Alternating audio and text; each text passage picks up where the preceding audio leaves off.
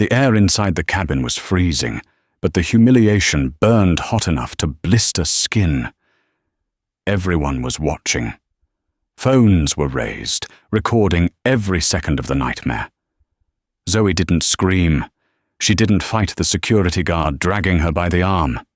She just looked at the flight attendant, a woman named Paula, who was smirking with victory, and whispered 3 words. "Make the call." Paula laughed, thinking it was a bluff from a broken teenager. She didn't know that the phone vibrating in her pocket wasn't just a notification. It was the end of her career. Because Zoe wasn't just a passenger. She was the owner's daughter, and the plane wasn't taking off until every debt was paid. The mid-morning sun glinted off the tarmac at JFK International Airport, turning the sprawling concrete expanse into a shimmering mirage of heat and jet fuel fumes.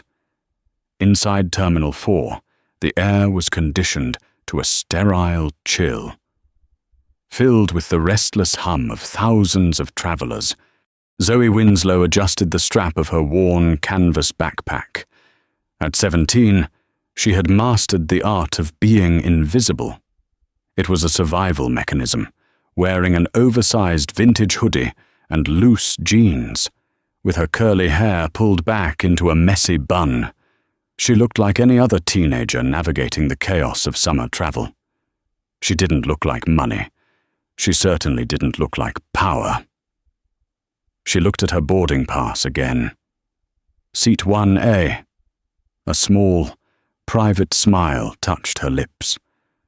It was a birthday gift, a surprise upgrade her father, Roland Winslow, had texted her about only an hour ago. Experience the product. "Kiddo," he had written. "See how the other half flies. I'll meet you in London." Roland was a man who believed in humility before luxury. He had started as a baggage handler 30 years ago and clawed his way up through management, acquisitions, and boardrooms until he became the majority shareholder and CEO of Stratosphere Air. He was the invisible giant of the aviation world. He kept his family name out of the tabloids, preferring to let the stock prices do the talking. As a result, almost no one at the ground level knew what his daughter looked like. Zoe approached the gate for Flight 882 to Heathrow. The gate agent, a harried-looking man named Kevin, barely glanced up as she scanned her pass. The machine beeped a crisp, green approval. Zone 1. Kevin mumbled, waving her through without making eye contact. He was too busy arguing with a radio handset about a catering delay. Zoe walked down the jet bridge, the sound of her sneakers soft against the metal floor. The transition from the noise of the terminal to the hushed sanctity of the first-class cabin was always jarring. She stepped onto the plane. The lighting was mood-dimmed, a soft blue hue washing over the cream-colored leather seats. There was a scent of lavender and expensive sanitizer. Boarding pass. The voice was sharp, cutting through the ambience like breaking glass. Zoe looked up, standing in the galley, arms crossed tightly over a pristine navy blue uniform, was the lead flight attendant. Her name tag read Paula. Paula had the kind of polished exterior that suggested professionalism, but her eyes held a distinct, icy appraisal. She scanned Zoe from her scuffed sneakers to her hoodie, her lip curling slightly at the corner. "Right here," Zoe said, her voice polite. She held out the phone. Paula didn't take the phone.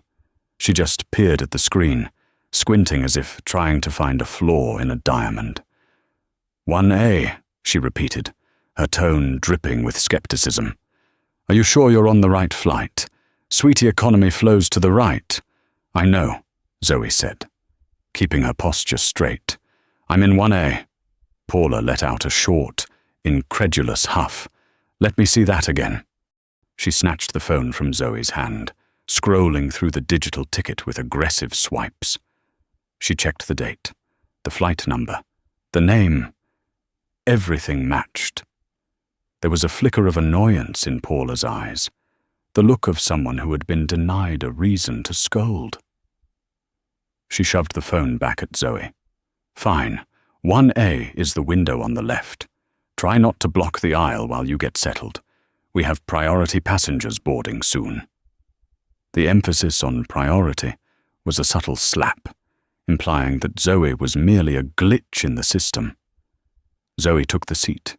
It was massive, a personal pod of luxury with a lie-flat bed, a massive screen, and a vanity kit that probably cost more than her shoes. She stowed her backpack under the ottoman and sat down, feeling the soft leather embrace her. She pulled out her noise-cancelling headphones, ready to disappear into a podcast. She didn't notice the eyes on her yet, but the cabin was filling up, and the atmosphere was shifting. Behind her, in seat 2A, a man in a bespoke suit sat down, opening a Wall Street journal. Across the aisle, a tech billionaire type in a black t-shirt was already typing furiously on a laptop. They ignored her, which was fine. Then, the storm arrived. Her name was Beatrice Wellington. She swept into the first-class cabin like a hurricane wrapped in Chanel. She was wearing sunglasses indoors, a massive sun hat, and was carrying a dog carrier that looked like a designer purse. Trailing behind her was a weary-looking personal assistant, laden with duty-free bags. Beatrice stopped in the middle of the aisle, causing a traffic jam of wealthy passengers behind her. She lowered her sunglasses, scanning the cabin with a proprietary air. Her gaze landed on seat 1A. It landed on Zoe. Beatrice froze. She looked at her boarding pass, then at Zoe, then back at her pass. She snapped her fingers. "Paula!" She barked. Paula materialized instantly, her previous iciness replaced by a fawning, sugary warmth. "Ms. Wellington, welcome back. It is such an honor to have you flying stratosphere again. Is everything to your liking?" "No," Beatrice said, pointing a manicured finger at Zoe. "It is not. That child is in my seat." Zoe paused her music. She pulled the headphones down around her neck. "Excuse me," I said. Beatrice enunciated slowly, as if speaking to someone with a learning disability. "You are in my seat. I always sit in 1A. It has the extra bulkhead space for Precious." She gestured to the dog carrier. Paula looked at Zoe, her face hardening instantly. She turned back to Beatrice. "Let me check the manifest. Ms. Wellington, there must be a computer error." Paula tapped furiously on her tablet, her brow furrowed. "Well, technically, the system shows Miss Winslow in 1A and you in 1B. It's the aisle seat right next to it." 1B, Beatrice gasped, clutching her chest. "I do not sit in the aisle. People brush against you. It's unsanitary. And Precious needs the window view to remain calm." "I understand completely," Paula cooed. She turned to Zoe. The sugary mask dropped. You need to move." Zoe blinked. "Move where this is my assigned seat." "Ms. Wellington is a Diamond-tier frequent flyer," Paula said, her voice dropping to a harsh whisper. "She requires the window seat. You will switch with her. 1B is perfectly fine." Zoe felt a prickle of heat on her neck. It wasn't about the seat. It was about the principle. "No," Zoe said calmly. "I booked 1A. I checked in for 1A. I'm staying in 1A. Beatrice let out a high-pitched laugh. "Oh, listen to it. It thinks it has rights." She leaned over, looming over Zoe. "Listen, little girl, I don't know who bought that ticket for you. Maybe a contest winner, a charity case, but on this plane. Hierarchy matters. Now get your little backpack and move, before I have you moved." The cabin went silent. The man with the Wall Street Journal lowered his paper. The typing stopped. Zoe looked Beatrice in the eye. "I'm not moving." Paula stepped forward, invading Zoe's personal space. "Miss Winslow, I am giving you a direct crew member instruction. Switch seats now, or we will have a problem." "The problem," Zoe said, her heart hammering but her voice steady, "is that you are harassing a passenger for following the rules." Paula's face turned a blotchy red. She wasn't used to defiance, especially not from someone who looked like Zoe. She turned to Beatrice. "I'll handle this. Please, take seat 1B for just a moment while I sort this out." Beatrice huffed, squeezing into the aisle seat, but she left her massive dog carrier in the aisle, blocking the path. "Fix it, Paula, or I'm calling corporate." "Oh, I'll fix it," Paula muttered. She stormed toward the cockpit. Zoe put her headphones back on, but her hands were shaking. She texted her dad, Flight 882, having an issue with the crew. Might be late. She saw the 3 dots of a typing bubble appear immediately. "Then handle it with grace. I'm tracking." Zoe took a deep breath. She didn't know that handling it was about to become impossible. 5 minutes passed. The tension in the first-class cabin was thick enough to choke on. Beatrice Wellington was loudly complaining to her assistant about the decline of standards and riffraff being allowed in the premium cabin. She kept kicking the back of Zoe's seat, a rhythmic, petty thudding designed to provoke. Zoe ignored it. She stared out the window at the ground crew loading luggage. Then Paula returned. She wasn't alone. Trailing her was the gate agent, Kevin, and a large man in a reflective vest, the ground security coordinator, a man named Officer Higgins. Paula stopped at row 1. She didn't whisper this time. She wanted an audience. She wanted to humiliate. "That's her," Paula said, pointing at Zoe like she was identifying a fugitive. "She's being disruptive. She refused a direct order from the flight crew, and she is acting aggressively toward other passengers." Zoe's jaw dropped. "Aggressively? I haven't said a word." "She threatened me." Beatrice lied instantly, clutching her pearls. "She said she would kick my dog. I feel unsafe." "I did not." Zoe stood up, the injustice flaring in her chest. "She wanted my seat, and I said no. That's it." Officer Higgins stepped forward. He was a tired man who clearly didn't want to be there, but he deferred to the flight crew. "Miss, if the flight attendant says you're being disruptive, you have to get off the plane." "I am not being disruptive," Zoe pleaded, looking around the cabin for a witness. "I'm just sitting in my seat." She looked at the businessman in 2A. He quickly looked away, burying his face in his newspaper. He didn't want to get involved. He didn't want to delay the flight. "We need you to grab your things," Paula said, crossing her arms. A smug smile played on her lips. "We are removing you from the flight. We can rebook you in economy on the evening flight. Maybe that's more. Your speed." "This is illegal," Zoe said, her voice trembling with rage. "You can't kick me off for no reason." "The reason is safety," Paula said smoothly. "You are creating a hostile environment. Captain's orders." "Let me speak to the captain," Zoe demanded.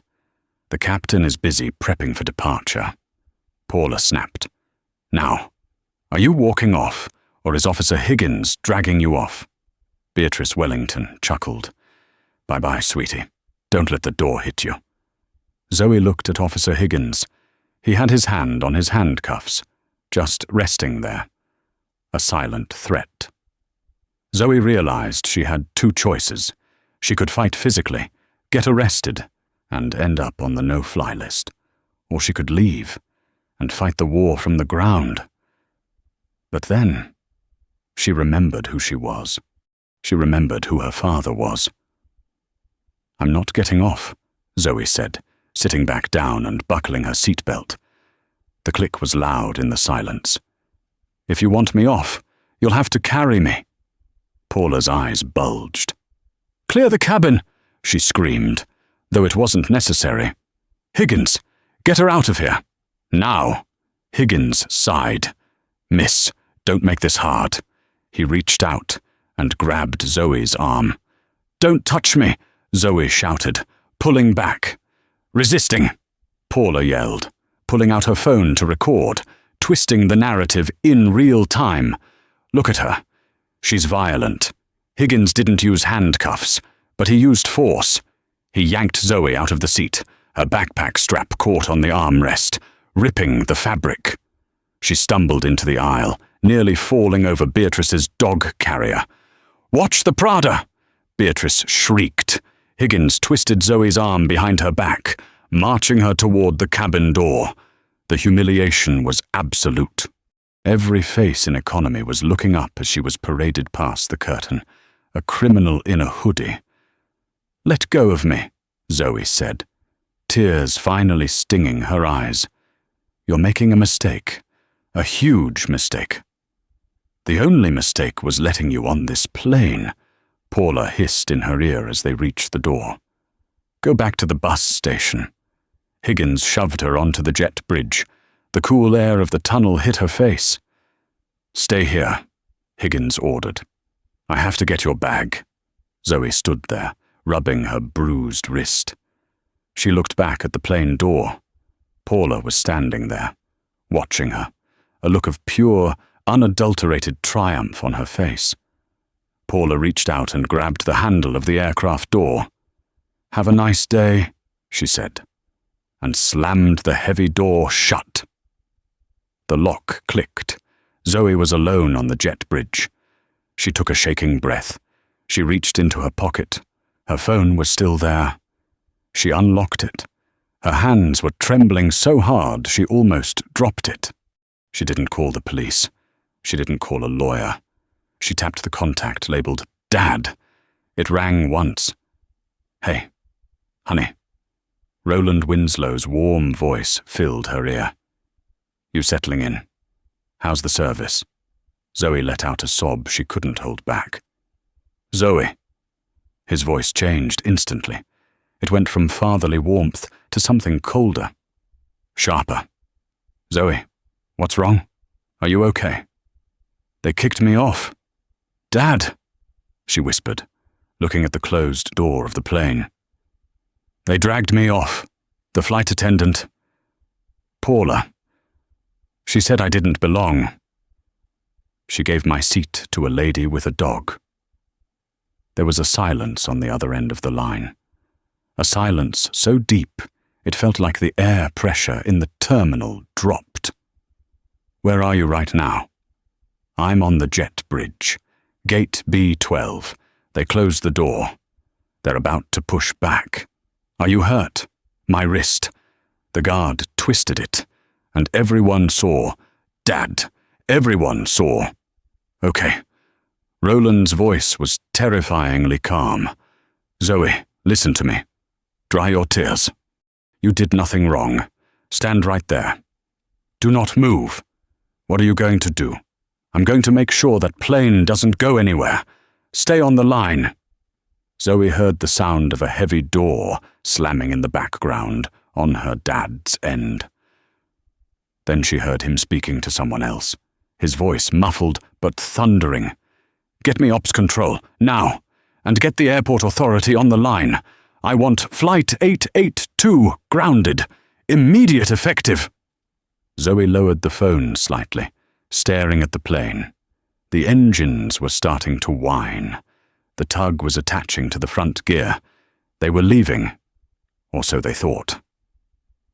Roland Winslow sat in his corner office on the 40th floor of the Stratosphere HQ in downtown Chicago.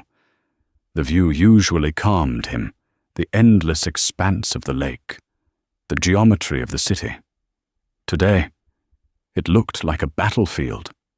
He didn't yell. Roland Winslow didn't need to yell. When you own the airline, a whisper is an earthquake. He had the Operations Control Center, OCC, on speakerphone. Mr. Winslow, the director of Ops, a man named Gus, stammered. We have Flight 882 pushing back from JFK. We can't just stop it for a passenger dispute. The slots at Heathrow are... Gus, Roland said softly. I didn't ask about slots. I said stop the plane. Sir, the pilot, Captain Miller, is already taxiing. If we abort now, we lose our departure window. It's $100,000 delay. I don't care if it costs $100 million, Roland said, standing up and buttoning his suit jacket. That plane does not leave the tarmac. Tell the tower to revoke their clearance. Tell the ground crew to block the wheels. And tell Captain Miller to return to the gate immediately. On what grounds? So the FAA will want a reason. The reason, Roland said, walking toward his private elevator, is that the CEO is conducting a surprise inspection. And tell them I am personally flying out to JFK right now on the company jet. If that plane takes off before I get there, Gus, you and everyone in that chain of command are fired. Understood, sir. Calling the tower now. Roland hung up. He dialed his personal pilot. Prep the Gulf Stream.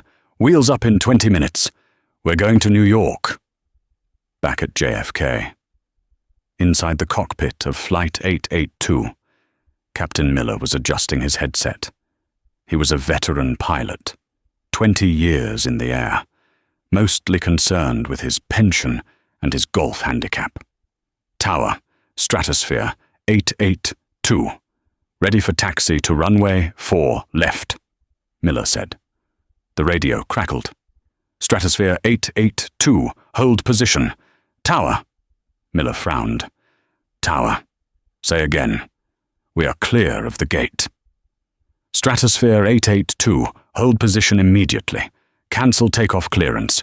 You are ordered to return to gate B12.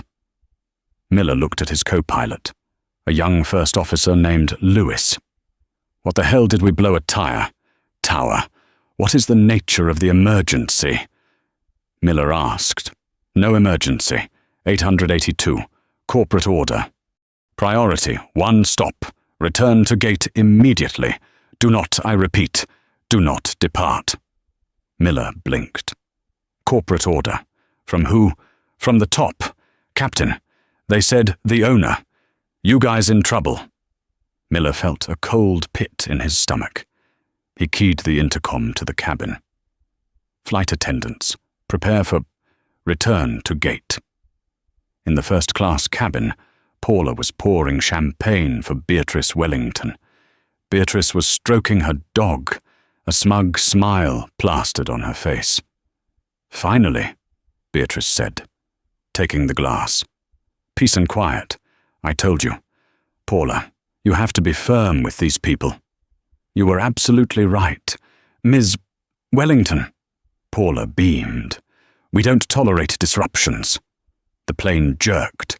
The engine spooled down.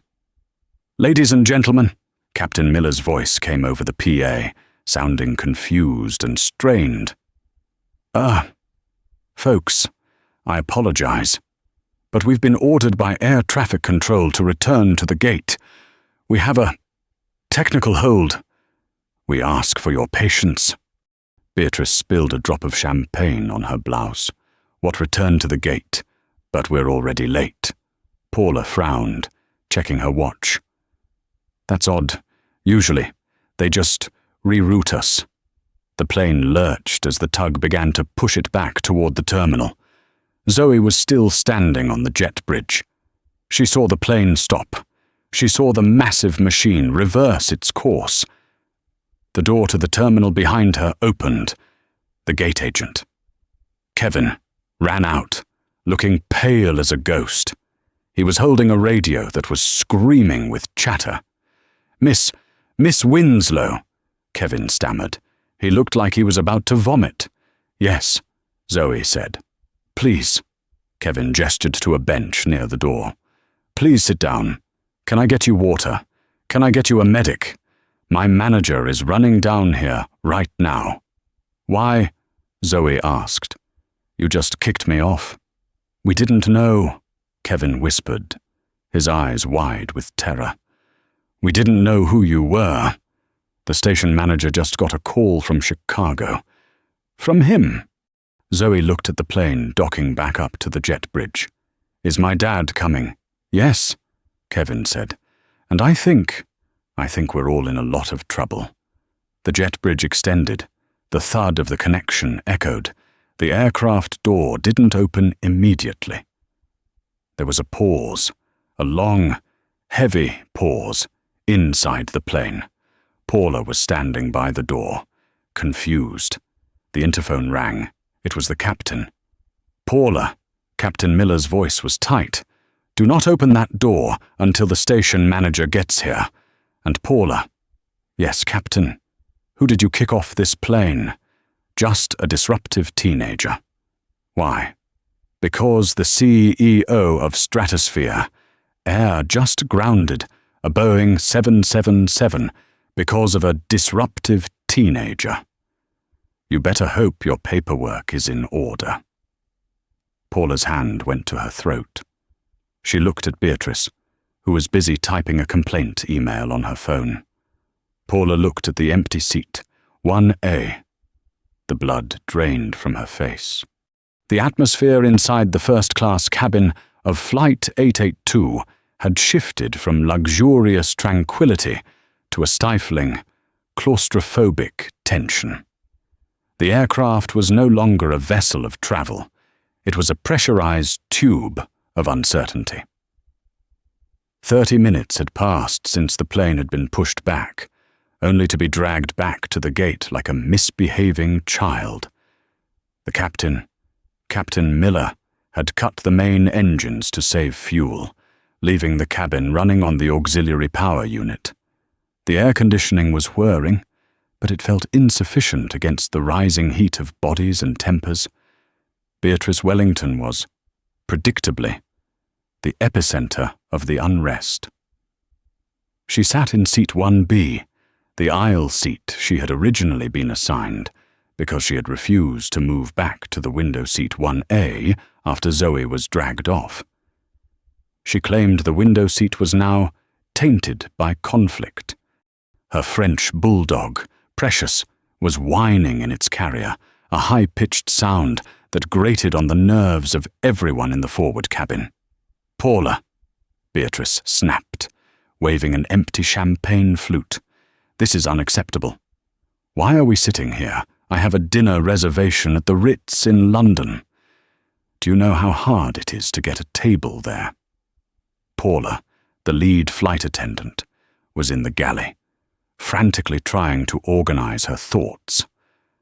Her hands were shaking slightly as she rearranged the miniature liquor bottles. She had dealt with delays before. She had dealt with unruly passengers. But she had never seen a plane recalled to the gate by a direct order from corporate HQ. She put on her professional mask, a tight, practiced smile, and stepped out to address Beatrice. I apologize. Ms. Wellington, the captain is still communicating with the tower. It seems to be a paperwork issue regarding the passenger manifest. Since we removed that disruptive individual, we have to update the weight and balance data. It was a lie, and a flimsy one. Weight and balance didn't take 30 minutes for a single passenger. Well, hurry it up. Beatrice huffed. And top this off, the service has been abysmal today. Across the aisle, in seat 2A, the businessman Roger Banks lowered his Wall Street Journal. He was a man who dealt in risk management for a living. He knew when a situation was volatile. He had watched the entire interaction with Zoe, and his conscience was gnawing at him. He hadn't spoken up then because he just wanted to get home to his wife. Now, stuck on the tarmac, guilt was mixing with irritation. "It wasn't a paperwork issue," Roger said loudly, his voice cutting through the cabin. Paula froze. Beatrice turned her head, her sunglasses sliding down her nose. "Excuse me," Paula said, her smile faltering. "The girl," Roger said, looking Paula dead in the eye. "She wasn't disruptive. You kicked her off because this lady," he pointed a pen at Beatrice, "wanted her seat. And now we're all paying for it. I beg your pardon," Beatrice gasped. "She threatened my dog." "She didn't say a word to your dog," Roger countered calmly. "And now we're grounded. I check my flight apps. It says corporate hold. That means someone high up is watching. You better hope that girl was actually a nobody, Paula, because if she wasn't, you're in deep trouble." Paula's stomach turned to ice. She turned away, retreating to the safety of the galley. She grabbed the interphone handset to call the cockpit again. "Captain," she whispered, "what is going on?" "The passengers are getting restless." Captain Miller's voice came back, dry and devoid of sympathy. "Paula, look out the window on the port side. Tell me what you see." Paula leaned over the galley counter and peered through the small porthole in the aircraft door. Below, on the tarmac, the scene was chaotic. Several baggage carts had stopped. A black SUV with flashing yellow lights, the hallmark of the Port Authority, was parked near the jet bridge stairs. But it was the second vehicle that made her breath hitch. A sleek, black limousine had just pulled up onto the tarmac, bypassing all security checkpoints. It was flanked by 2 airport police cruisers. Men in dark suits were getting out. They weren't ground crew. They weren't TSA. They looked like executioners. "I see. Police. And suits," Paula stammered. "Yeah," Miller said. "Station Ops just radioed me. That's the General Counsel for Stratosphere Air, and the man getting out of the back seat. That's Roland Winslow, the CEO." Paula dropped the handset. It swung by its cord, banging against the metal wall. Roland Winslow. She knew the name. Everyone in the airline industry knew the name. He was a legend, a ghost. He never interfered with daily operations unless something was catastrophically wrong. And he was here, for the girl in the hoodie. Paula looked at her reflection in the metal of the coffee maker. She looked pale. She smoothed her hair, trying to convince herself it would be okay. "I followed protocol," she told herself. "The passenger was insubordinate. I am the lead flight attendant. My word is law in the cabin. He will understand. He has to support his crew." But deep down, the tremor in her hands told a different story. Outside, on the jet bridge, Zoe sat on her suitcase. She had been moved from the cold tunnel to the small waiting area at the top of the ramp by Kevin, the terrified gate agent. Kevin was pacing back and forth, sweating profusely. "Can I get you a soda? A sandwich? Anything?" "I'm fine," Zoe said quietly. She was holding her left wrist. It was swelling, turning a mottled purple where Officer Higgins had twisted it. "I'm so sorry," Kevin mumbled for the 10th time. "If I had known." "It shouldn't matter who I am," Zoe said, looking up at him. Her eyes were red, but her voice was steady. "It shouldn't matter if I'm the owner's daughter or if I'm nobody. You shouldn't treat people like that." Kevin looked at his shoes. "I know. I just do what the crew tells me. I need this job." "You might not have it for much longer," Zoe said. It wasn't a threat, it was just an observation. Just then, the door to the terminal burst open. Gavin Price, the station manager for JFK, rushed in. He was a short and stout man who usually spent his days looking at spreadsheets in a quiet office. Right now, he looked like he was having a cardiac event. Ms. Winslow. Gavin gasped, rushing over to her. He knelt on one knee, ignoring the dirt on the floor. Miss Winslow, I am Gavin Price, station manager. I am mortified. I don't have words. He reached out as if to shake her hand, then saw the bruising on her wrist. He recoiled as if burned. Oh, God. Did we do that? Your security guard did, Zoe said. Higgins, Gavin yelled, turning to the large man standing by the door. Higgins, the man who had dragged Zoe off, was now looking significantly smaller than his size suggested. Get the medic now. I'm fine, Zoe said. I'm waiting for my dad. He's here, Gavin said, his voice trembling. He just cleared the perimeter. He'll be up the stairs in 30 seconds. Gavin stood up and straightened his tie, though his hands were shaking so bad he couldn't get the knot right. He turned to Kevin. Open the aircraft door. But the captain said, Open the door. Gavin screamed. Mr. Winslow wants that door open when he walks in. Kevin scrambled to the control panel. The hydraulics hissed. The heavy door of the Boeing 777 swung open, revealing the galley and a very pale Paula standing there. Paula looked at Gavin. She looked at Zoe. She opened her mouth to speak, perhaps to offer a half-hearted apology, to smooth things over before the boss arrived. But before she could make a sound, the heavy tread of footsteps echoed on the metal stairs of the jet bridge. The air in the tunnel changed. It became heavier. Roland Winslow had arrived. Roland Winslow was a man who commanded rooms simply by entering them. He was tall, 6'3", with broad shoulders and a face that looked like it was carved from granite. He wore a charcoal suit that cost more than most people's cars, but he wore it with the ease of a man who had also worn coveralls for half his life. He didn't run up the stairs. He walked. Every step was a thunderclap. Flanking him were 2 lawyers and his chief of security, a terrifying ex-military operative named Vargo. Roland reached the top of the jet bridge. He didn't look at Gavin. He didn't look at Kevin. He didn't look at the open door of the plane. His eyes locked instantly on Zoe.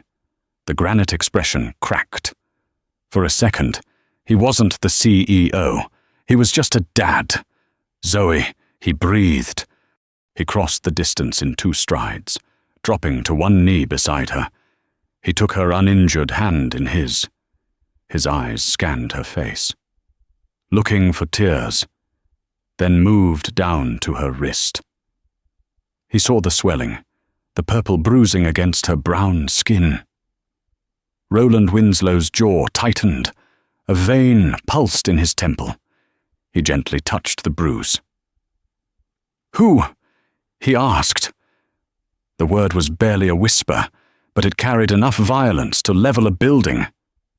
Zoe sniffled, the relief of his presence finally breaking her stoicism. The guard, Higgins, and the flight attendant. Paula. She told him to. Roland stood up. The father was gone. The CEO was back, and he was ready for war. He turned to the group of employees. Gavin was shaking. Kevin was staring at the floor. Higgins was standing by the door, trying to look invisible. You, Roland said, pointing at Higgins. Higgins swallowed.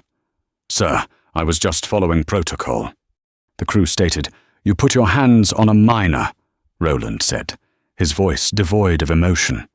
You put your hands on a passenger who posed no threat. You twisted the arm of a 17-year-old girl. She was resisting, sir. Higgins lied, his voice cracking. Vargo, Roland said. Not looking away from Higgins, the chief of security stepped forward. Yes, sir. Pull the security tapes from the jet bridge and the cabin. I want every angle. And call the NYPD. I want this man arrested for assault. Sir, Higgins cried out. You can't do that. I just did, Roland said. You're fired. Get out of my sight before I lose my temper. Higgins looked around for support, but found none. He slumped, turning to walk away, his career over in 10 seconds. Roland turned to Gavin, the station manager. Gavin, you run this station. Yes, mister. Winslow, Gavin squeaked. You allowed this culture. You allowed a paying passenger to be dragged off to make room for a VIP. I didn't know, sir. The system said, the system is only as good as the people running it. Roland cut him off. We're going to have a long talk about your future later. Right now, you're going to stand here and ensure my daughter is comfortable. Do not let anyone else leave that plane. Do not let anyone on. Yes. Sir. Roland turned back to Zoe. Come on, kiddo. We're going to get your seat back. Zoe hesitated. Dad, I don't want to go back in there. Everyone stared. It was humiliated. I know, Roland said, his voice softening again. I know it hurts. But Winslows don't run. We don't let bullies win. If you walk away now, that woman in there thinks she was right. She thinks money and loudness win. You need to show her that dignity wins. Will you walk with me? Zoe looked at her dad. She looked at her bruised wrist. She took a deep breath and nodded. Okay. Roland offered his arm. Zoe took it. Together. They walked toward the open door of the 777. The moment Roland Winslow stepped onto the plane, the atmosphere in the first-class cabin snapped. It wasn't just silence. It was a vacuum. Paula was standing in the galley, her back against the oven warmers. She looked like a deer caught in the headlights of a freight train. She saw Roland. She saw Zoe. She saw the bruise. Mr.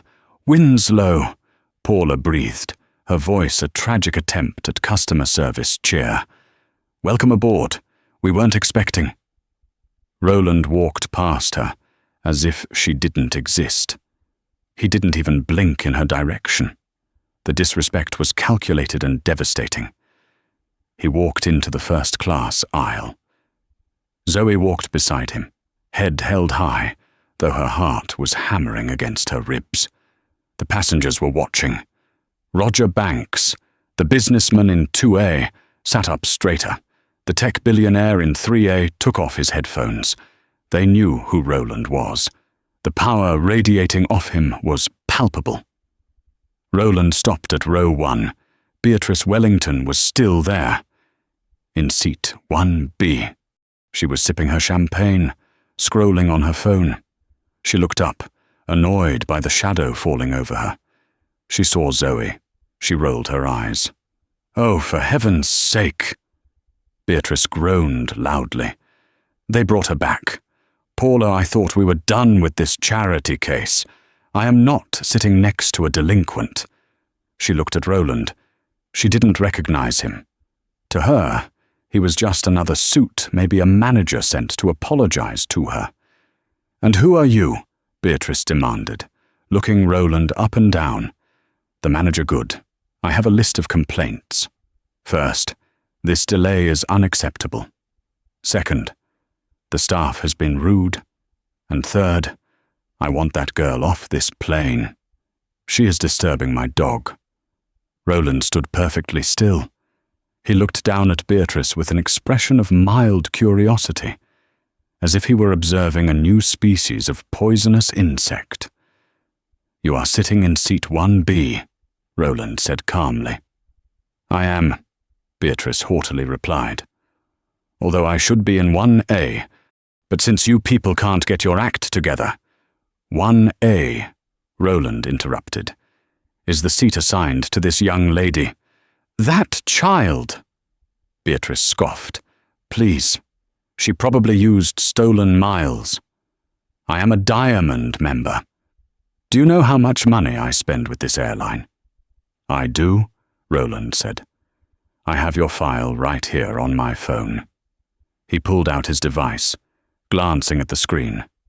"Beatrice Wellington, you spend approximately $40,000 a year with us." Beatrice smirked triumphantly. "Exactly. So show some respect." "It's a decent amount," Roland admitted, "but it doesn't buy you the right to abuse a child, and it certainly doesn't buy you the airline." Beatrice laughed. "I don't need to buy the airline. I just need to get what I want." "Well, Ms. Wellington," Roland said, his voice dropping an octave, "I have some bad news. I do own the airline." Beatrice froze. The champagne glass tilted in her hand. "Excuse me. I am Roland Winslow, CEO and majority shareholder of Stratosphere Air." The silence that followed was heavy enough to crush bones. Beatrice's mouth opened and closed like a fish out of water. She looked from Roland to Zoe, connecting the dots, the resemblance, the Winslow on the manifest. "And this," Roland continued, placing a hand on Zoe's shoulder, "is my daughter, Zoe Winslow." A gasp went through the cabin. Roger Banks let out a low whistle. Paula, standing in the galley, let out a small, strangled sob. She covered her mouth with her hand. Beatrice's face went from smug to pale white in an instant. I didn't know," she stammered. She didn't say." "She didn't have to," Roland said coldly. "She had a ticket. She had a seat. That should have been enough. But you decided that your status made you more important than a human being. You bullied a 17-year-old girl. You lied about her. You had her physically assaulted." I never touched her," Beatrice cried, clutching her pearls. "No, you used my crew as your weapon," Roland said. He turned his head slowly to look at Paula. Paula flinched. She walked forward, her legs shaking. "Mr. Winslow, please. I was misled. Miss Wellington told me." "Stop," Roland said. He held up a hand. "I don't want to hear it. Paula, you are the lead. You are the captain of the cabin. Your job is to protect passengers, not to be the personal enforcer for the loudest voice in the room. You saw a young black girl in first class, and you assumed she didn't belong. You assumed she was easy prey. No, sir. It wasn't race. It was bias." Roland snapped. "Implicit or explicit, I don't care. You failed. You failed your training. You failed your passenger. And you failed this company." He looked back at Beatrice. "Ms. Wellington, get your things." Beatrice blinked. "What get your things?" Roland repeated, enunciating every word. "And get off my plane." "You can't kick me off." Beatrice shrieked, her entitlement flaring up one last time. "I have rights. I have a contract of carriage. Read the fine print," Roland said smoothly. "Clause 4, Section B. The airline reserves the right to refuse service to anyone who endangers the safety or well-being of passengers or crew. You created a hostile environment. You are a liability. I will sue you." Beatrice stood up, spilling her champagne all over her Chanel suit. "I will sue this airline into the ground."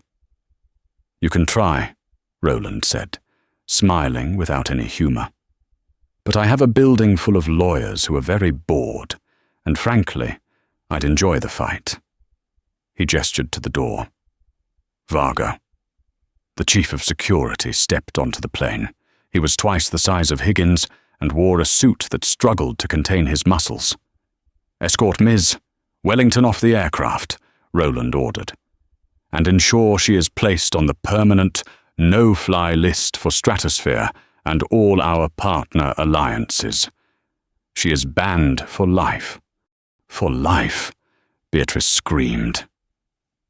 "But I have a return ticket." "Not anymore," Roland said. "You're walking home, or swimming. I don't care. Just get off my property." Vargo reached out. Unlike Higgins, he didn't need to be rough. His presence alone was enough. Beatrice grabbed her dog carrier, her face a mask of humiliation and rage. "This is ridiculous," she shouted as she stomped down the aisle. "Do you know who I am?" "Yes," Zoe said softly, speaking for the first time. Beatrice stopped and looked at Zoe. "You're the lady who lost her seat," Zoe said. The cabin erupted in laughter. Even Roger Banks chuckled. Beatrice let out a screech of frustration and stormed off the plane, Vargo trailing her like a dark shadow. When she was gone, the cabin felt lighter. The air seemed to clear. Roland turned to Paula. She was weeping now, silent tears streaming down her face. "Paula," Roland said. "Yes, sir," she whispered. "Pack your bag." "Sir, please. I have 20 years." "And you threw them away in 20 minutes, Roland said. "You are relieved of duty. You are suspended pending an investigation. But don't expect to wear that uniform again. Grab your personal items and leave. Now." "But who will work the flight?" Paula asked, desperate for a reason to stay. "You need a lead flight attendant. You can't take off without one."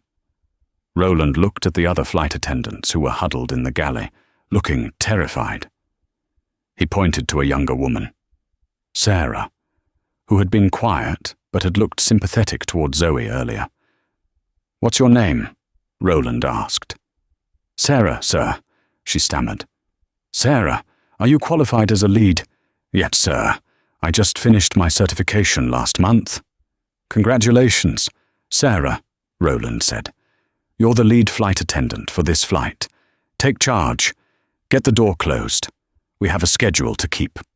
Paula let out a sob, grabbed her purse, and ran off the plane, passing the stunned gate agents on her way out. Roland turned to the rest of the cabin. "Ladies and gentlemen, I apologize for the delay. Stratosphere Air values every passenger, and we do not tolerate bullying.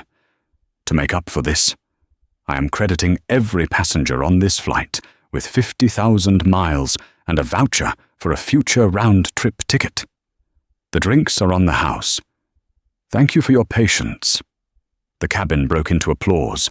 Roland turned to Zoe. "You okay?" "Kiddo." Zoe rubbed her wrist. It still hurt, but the pain in her chest was gone. She looked at her dad. "Yeah, I'm okay." "Your seat is waiting," Roland said, pointing to 1A. Zoe sat down. The leather felt the same, but the feeling was different. She wasn't hiding anymore. She belonged. Roland sat down in 1B, taking the seat Beatrice had vacated. "You're staying?" Zoe asked, surprised. "I was supposed to meet you in London." Roland smiled, buckling his seatbelt. "But I think I'll ride along. Besides, I need to make sure the service is up to standard. I hear the new lead flight attendant is very promising." Zoe laughed.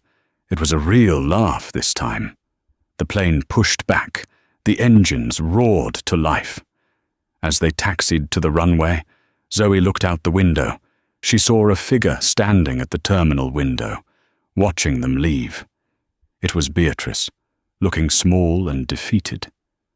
Zoe put her headphones on. She didn't need to disappear anymore.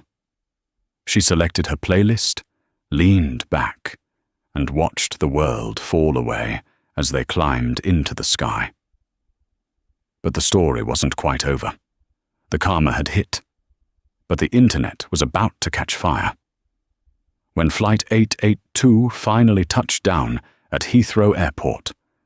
The sun was setting over London, casting long, golden shadows across the tarmac. Inside the first-class cabin, the atmosphere was jubilant. The champagne had flowed freely courtesy of Roland Winslow, and the passengers felt like they had witnessed something historic. But while they were in the air, the world below had caught fire. It started with Roger Banks. The businessman in seat 2A hadn't just watched the events unfold, he had recorded them. He had filmed Beatrice's entitled rant, Paula's sneering dismissal, Higgins dragging Zoe by the arm, and the climactic arrival of Roland Winslow. He had uploaded the edited clip to Twitter and TikTok the moment the plane pushed back, titling it, CEO, Dad Saves Daughter from Entitled Karen and Power-Tripping Crew.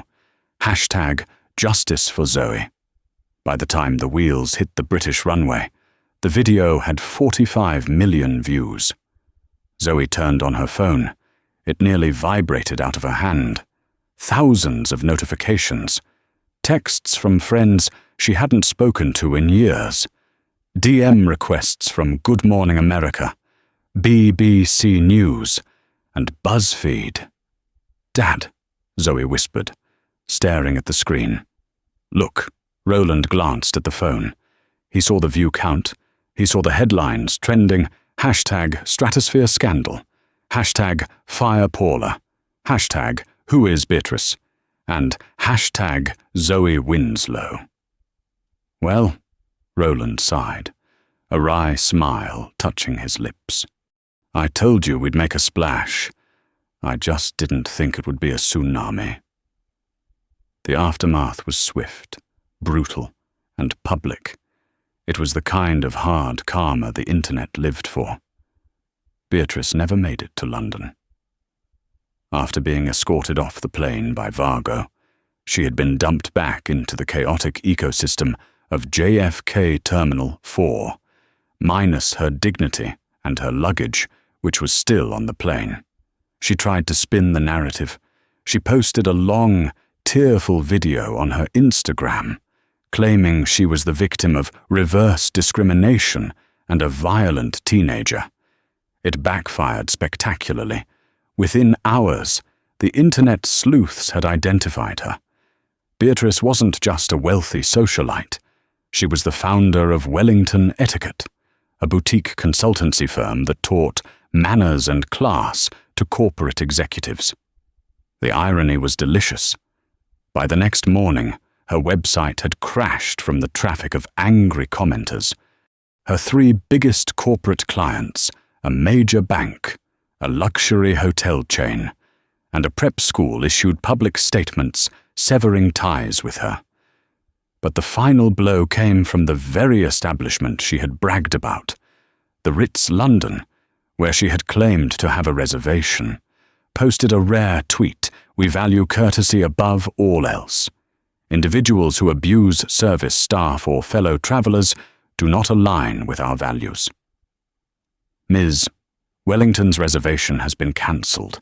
We have donated her deposit to a charity supporting youth in aviation. Beatrice was ruined.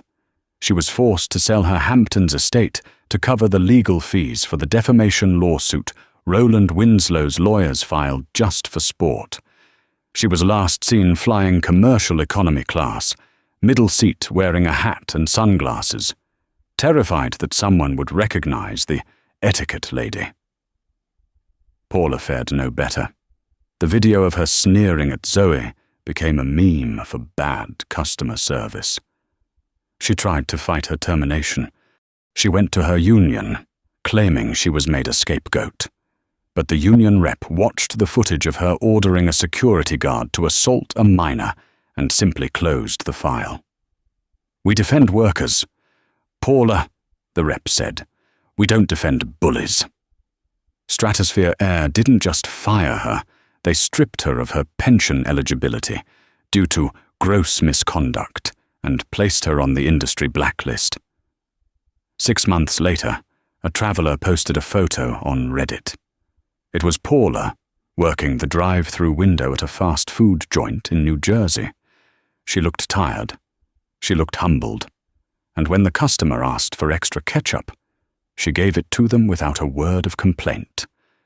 Officer Higgins thought he could hide behind his badge, but the video was damning. The NYPD, under pressure from the public and Roland Winslow's legal team, charged him with third-degree assault and reckless endangerment of a minor. He took a plea deal to avoid jail time, 2 years of probation, anger management classes, and a lifetime ban from working in security. The man who had used his size to intimidate a teenager was now working night shifts, stocking shelves at a warehouse, where the boxes didn't talk back. And then there was Zoe. She didn't become an influencer. She didn't launch a reality show. She took the settlement money her father technically paid her, a formality to close the legal loop and the influx of support from the public to start the Seat 1A Foundation. The foundation provided flight scholarships for underrepresented youth who wanted to become pilots and aviation engineers. A year later, Zoe stood on a stage in Chicago. She was 18 now, confident, wearing a sharp blazer and jeans. In the front row sat Roland Winslow, beaming with pride. Next to him sat Roger Banks, the man who filmed the video, who was now a board member of the foundation. "They told me I didn't belong in that seat," Zoe said into the microphone, her voice steady and strong. "They looked at my hoodie and my skin and decided I was trash. But they forgot one thing. A seat doesn't make you valuable. You bring the value to the seat." The crowd erupted in applause. Zoe smiled. She looked at her dad. He gave her a thumbs up. She had taken the worst day of her life and turned it into a movement. She had proven that while money can buy a first-class ticket, it cannot buy class. And while power can be used to oppress, it can also be used to protect. As for Flight 882, it became a legend to this day. Flight attendants on Stratosphere Air tell the story of the Winslow flight during training. They remind new recruits of the golden rule: treat every passenger like they own the airline, because you never know, one day they might. And that, my friends, is the story of how one entitled woman and a power-tripping flight attendant learned the hardest lesson of their lives: never judge a book by its cover. And never underestimate the girl in the hoodie. Zoe didn't just get her seat back, she got justice, and she used it to change the industry forever. It's a powerful reminder that dignity isn't about what you wear or how much money you flaunt. It's about how you treat people when you think no one is watching. What would you have done if you were in Zoe's shoes? Would you have walked off? Or would you have stood your ground? And have you ever seen instant karma happen in real life? Let me know your stories in the comments below. If you enjoyed this story of justice served cold, please smash that like button. It really helps the channel. Don't forget to subscribe and hit the notification bell so you never miss a new story. Share this with a friend who needs a win today. Thanks for watching, and I'll see you in the next one.